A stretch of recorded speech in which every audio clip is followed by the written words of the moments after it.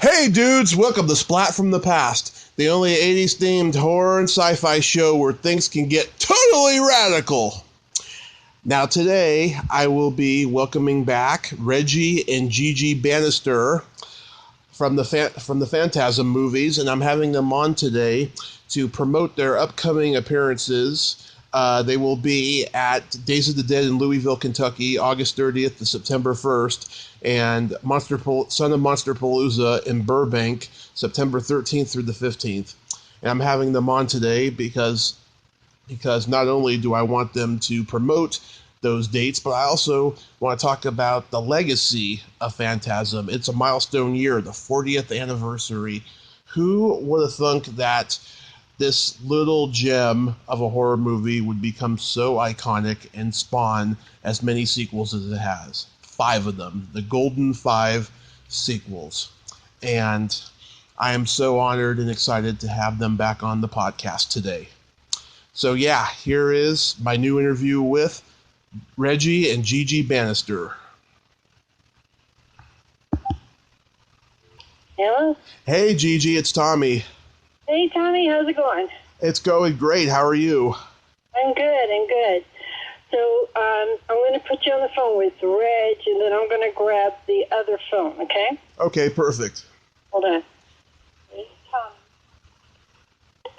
Hey, Tommy. Hey, Reggie, how are you? I'm good. How are you, man? How's Reading? Oh, Reading is just Reading. It's hot over here, I tell you. Oh, yeah. Well, that's we're up in the mountains, so it's gorgeous and fairly nice, temperature-wise. Yeah. So it's great to have you guys back on in the milestone year of Phantasm. Yeah, wow. 40 of them. Yeah, 40 years. It's amazing, isn't it? Yeah, can you believe it's been 40 years? Yeah. I think we did something right. I'm not sure. When the original came out, I mean, did you think to yourself, "Oh, I gotta be a movie star now. I gotta kiss my music career goodbye"?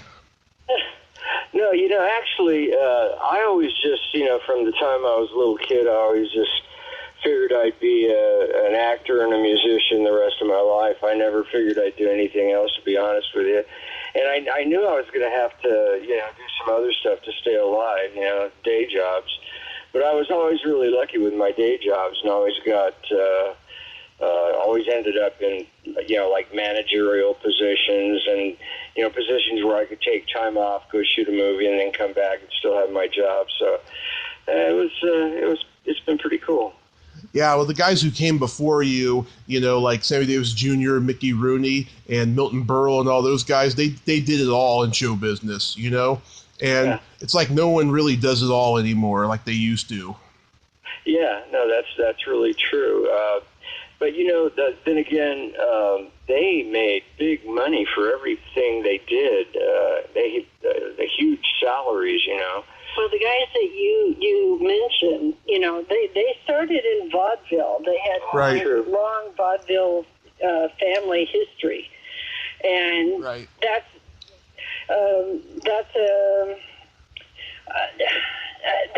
sort of the proving ground, if you will, of that sort of what would you call it? The spike, or the spark, if you will.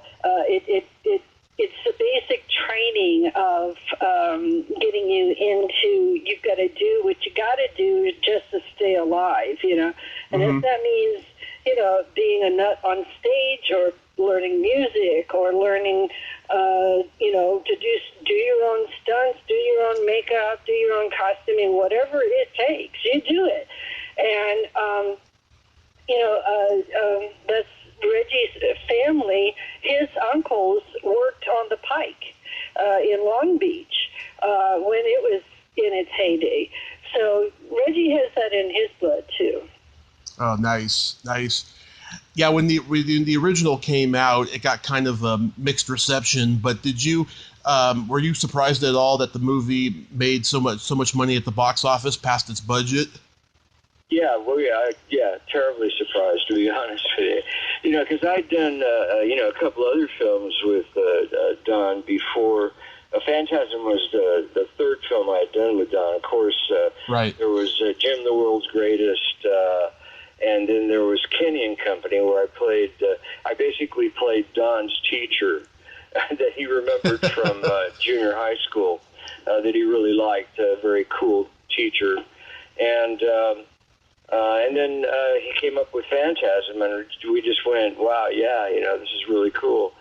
And, a cool ice cream man.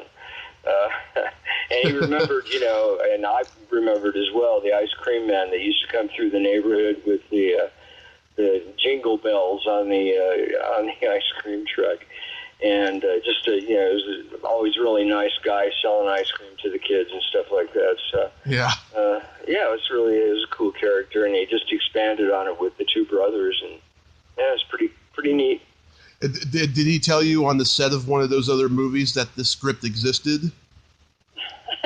I'm trying to think. He may have talked about it a little bit on Kenny and Company. Because we went, let me see, what was that? I'm trying to think of the time period between Kenny and Phantasm. I think it was a couple of years though, because we did Kenny and Company in, I want to say, I can't really remember, to be honest with you. I know we did. We shot Phantasm in 74 to 78, I think, 76 to 78, something like that. Yeah. Yeah, and we could. The films always took a while to shoot because he always shot on weekends, so we could get. He could rent the equipment on a Friday and keep it till Monday because the equipment place, the store, was closed on Sunday. So we'd shoot on Sunday, and he could keep the equipment overnight till Monday morning. So it was kind of a good idea. Yeah, a lot of guys started off doing that. I know Quentin Tarantino did that. He would rent a camera on Friday and then return it on Monday. Yep. Quentin learned. Yeah. Did you see that new movie he just came out with? No, we haven't really had much time to go to movies. I recommend it. It is a masterpiece. What's the name of it? Once Upon a Time in Hollywood. Oh, right. I've seen trailers for it, I think, yeah. Yeah, it's a good movie. That's cool. Yeah, he's got a bunch of neat people in it, too, as I recall. Oh, yeah, a great cast. It really looks like Hollywood in 1969. I love it already. Yeah. Now, some people consider Phantasm to be a sci-fi movie as much as a horror film. Would either of you agree with that? Oh, yeah, absolutely. Yes, definitely. It's a crossover genre. Yeah, absolutely, because, where'd the tall man come from? Where the hell did the tall man come from? The space gates, the red planet. Yeah, there you go. Yeah, I agree, too. I think it's a supernatural slasher with, sci-fi crossover. Yeah, I really do believe that. And Don and I were influenced by some of the same films of the 50s, like the mid and late 50s, like Invasion of the Body Snatchers, which that was the first film that just scared the hell out of me. The idea that something could come down and snatch your body away from you and use it for their own benefit, whatever that was. Yeah, I see scary stuff. Yeah, I see that movie now, and I see how cheesy it is, but I can understand how in 1956 that movie would be terrifying. Oh, it was just scary as hell, especially when, 56, I was like 11 years old, Yeah. Yeah, they didn't have the ratings like they do now, so you could see pretty much anything you wanted when you were 10, 11 years old. So, yeah, scary stuff. Yeah. Now that Angus has been gone for a few years, is the series completely over? It's never over, boy. Yeah, we never know. every one that we made, it was kind of like, I'd get a phone call, or I'd be working somewhere playing music, and Don would come to a show, and he'd go, hey, how do you feel about doing another one? And I'd go, okay, yeah, sure, let's go do it, Well, and when he comes to us, it's never, hey, let's do another one. It's, hey, Reg and Gigi, let's have some lunch. I've got some ideas I want to talk to you about. Yeah. Then we go to lunch, and then it's, hey, Reg and Gigi, I've been playing with this idea. It's really nothing. I don't know where it's going. I don't know what's going to come of it. But here, we're just going to shoot some scenes. So, if you're into it, we could just, do it, and so on and so forth. And, then I always say, okay, as long as there's money. Yeah. Oh, yeah, sure, this money, yeah, sure. Well, it's really, it's like any creative process. It's you start with an idea, and you start extrapolating on that idea, and you start jamming it with the people that you want involved in the project, and pretty soon you got a movie going on. Well, with Phantasm 5, it started with exactly that. David Hartman and Dawn. Mm-hmm. David has a group.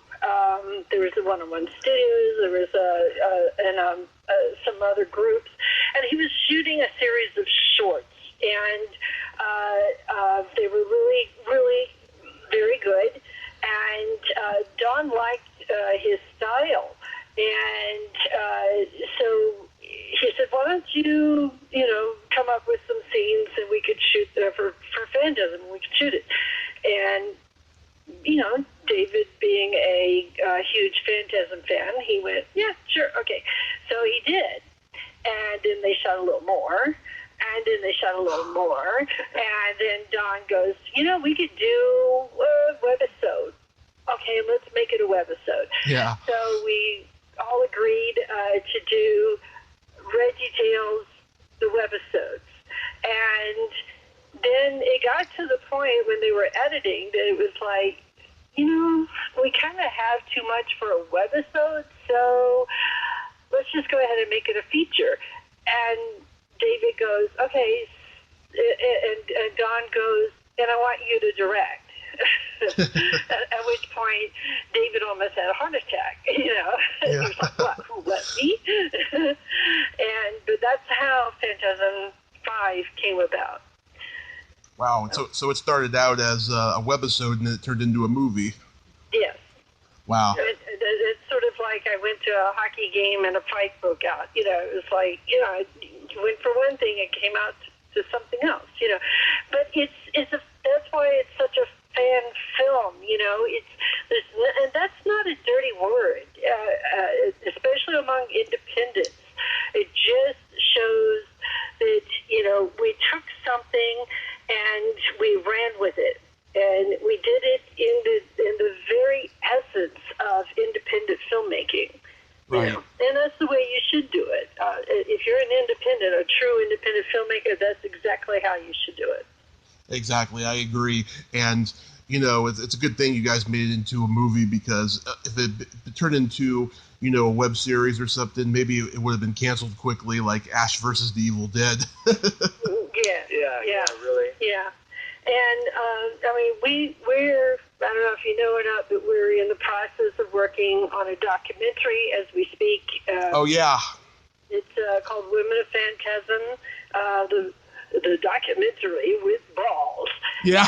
And it's about over the 40 years, there have been over 144 women in front of and behind the camera. Mm-hmm. And so we are covering those women and their stories, and because usually they get asked, "Oh, so what was it like working with the great Don Coscarelli?" Or, "Gee, what was it like being Reggie's love interest?"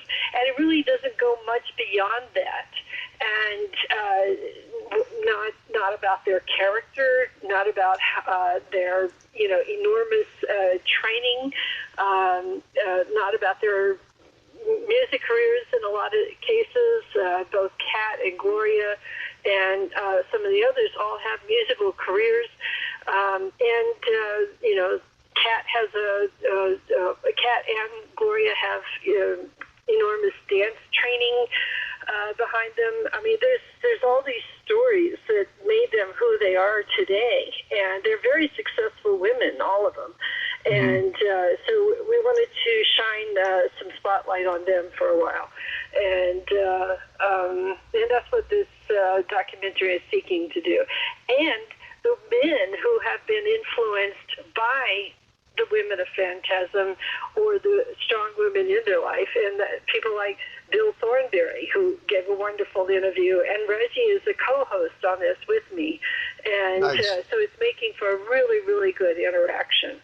Nice. Yeah, it's really cool because, Don had a very strong mother in Shirley, his mother. Yeah, she was wonderful. She was just a terrific lady and really influenced the Phantasm story and series and really encouraged him all the way along the way. And, of course, his dad was a huge help as well and really financed Don's whole his whole film career up through the original Phantasm until she also Universal picked it up. helped him and his partner put it to script. Yep. She took all of his notes and scripted it. She scripted it for him. Yeah. Nice. She's brilliant, and and that's why there was all these strong female characters in a horror film. In a film episodic, basically. And I've always really dug that about the Phantasm series of films. Yeah, that's great. I'm looking forward to seeing that when it comes out. It's going to be great. Yeah, you're going to dig it. Nice. So how many Phantasm reunions have you guys done this year so far? Let's see. This year we've only done one. Actually, we're about to do another one next weekend in Kentucky, Louisville, Kentucky. Right. We then have Monsterpalooza a couple of weeks after that, and that's Burbank. Yep. Then we go to, we go to ScareCon in Rochester, New York in October. And then there's rumors that we may do another Days of the Dead in February. So we've got a few ahead of us. Yeah, you should come to Burbank. You're not that far away. Oh, I'm going to be there, Reggie. Oh, great. Awesome. Oh, maybe you can interview some of the ladies of Phantasm. Oh, that'd be cool. Oh, I'd love to. That would be so awesome. Yeah, I'm looking forward to this year's lineup. They got the original Seymour and Audrey from Little Shop of Horrors there. Yes. Oh, right. Oh, wow. Yeah.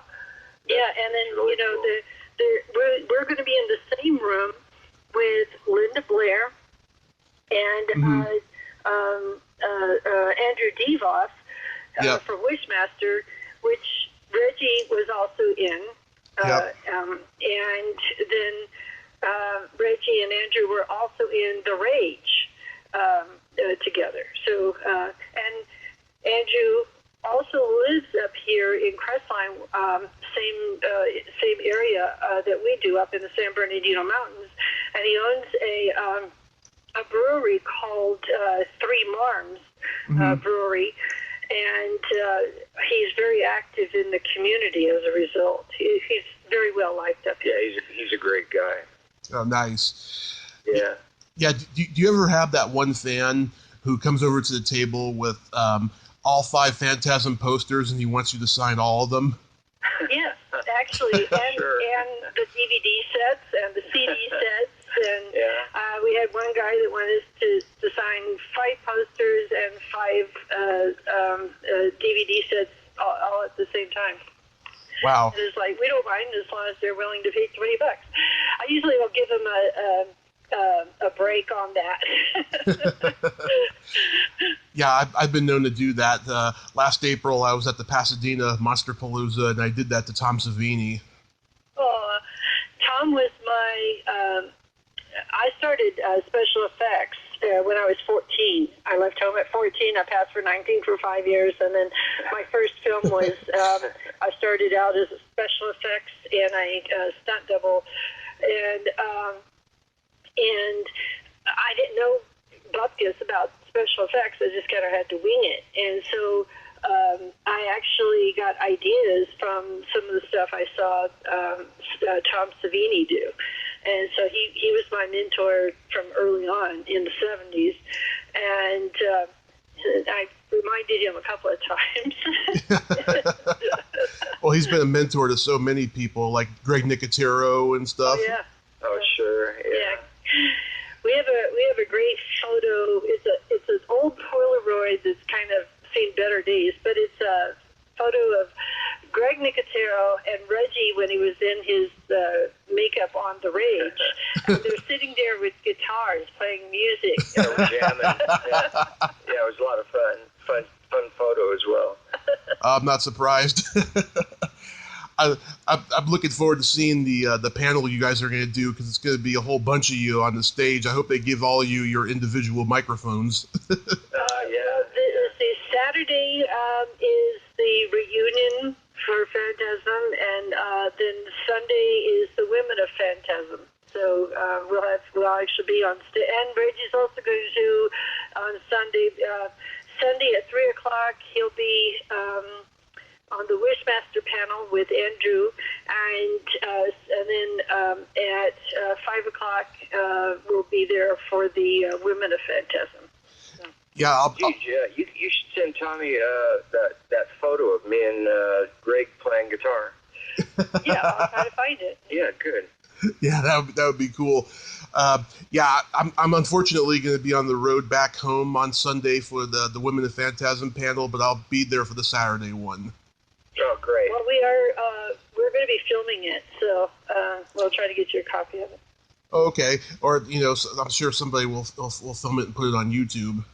Yeah. Oh, there you go. No doubt. Yeah, I've missed out on so many panels, and I've caught them on YouTube later. Nothing wrong with that. Nope. So next weekend, August 30th to September 1st, you'll be in Louisville, Kentucky at Days of the Dead. Yep. And then September 13th through the 15th at Son of Monsterpalooza in Burbank, and I'm looking forward to that. Gotcha. I thank you both so much for coming back on, and I hope you have fun in Louisville next weekend. We love you guys, and remember, you can't say Phantasm without saying fan. Oh, thank you guys so much. You both have a great day, and I'll see you in Burbank. You too, buddy. Okay. Bye-bye. Bye-bye. Well, there you have it. Reggie and Gigi Bannister. Aren't they the coolest? Yes, they are. Sweet, humble, creative, just absolutely all around wonderful. And I can't wait to meet them at Son of Monsterpalooza in Burbank, September 13th through the 15th. But a lot of you out there can also catch them in Louisville, Kentucky, August 30th to September 1st. If you like this video, everyone, please subscribe to my YouTube channel, add me as a friend on Facebook, join my Tommy Kovac comedian page on Facebook, follow me on Twitter and Instagram, and all that fun stuff. Well, that's all the time we have this week on Splat from the Past. Until next time, this is Tommy Throwback Kovac saying, there's no shame in living in the past, because the present sucks. Later, dudes.